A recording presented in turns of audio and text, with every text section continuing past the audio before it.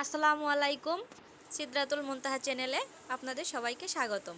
আজ আপনাদের মাঝে আমি শেয়ার করব কিভাবে খুব অল্প সময়েই ডালের মুচমুচে পকোড়া তৈরি করা যায়। ডালের পকোড়া তৈরি করার জন্য আমি নিয়ে নিয়েছি ডাউল বাটা, তারপর নিয়ে নিয়েছি সবগুলো মশলা, হলুদ গুঁড়ো, মরিচ গুঁড়ো, জিরে গুঁড়ো, এরপর আমি দিয়ে দিব স্বাদমতো লবণ। এরপর দিয়ে দিব পেঁয়াজ কুচি, দিয়ে দিব মরিচ কুচি।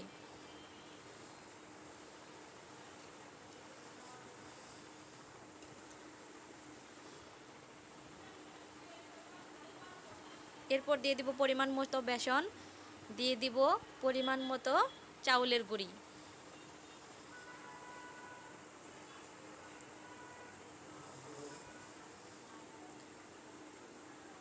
দিয়ে দিব পরিমাণ মতো বেকিং সোডা। এভাবে ডালের পকোড়াটি তৈরি করলে খেতে অসম্ভব মজা হয়। আপনারা অবশ্যই এটি বাসায় ট্রাই করে দেখবেন।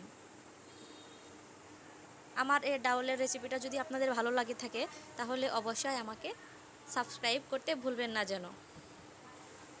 এরপর আমি সবগুলো উপকরণ মিশিয়ে নিব।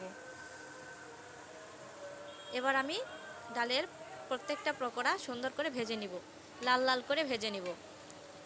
এবার আমি একটি ছাঁকনির সাহায্যে দু পিঠ উল্টিয়ে দিব। এবার আমি পকোড়াগুলো তুলে নেব। দেখেন দেখতে কি সুন্দর, মুচমুচে, দেখতে যেমন মুচমুচে তেমনি খেতেও মুচমুচে, অসাধারণ। এভাবে তৈরি করলে ডাউলের বড়াটি, এই বড়াটি শিশুরা খেতেও অনেক পছন্দ করবে।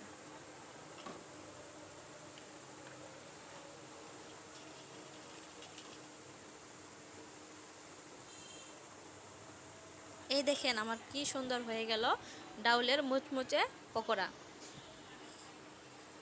আশা করি আমার ভিডিওটি আপনাদের সবার ভালো লেগেছে। আমার চ্যানেলটি সাবস্ক্রাইব করে আমার পাশে থাকবেন।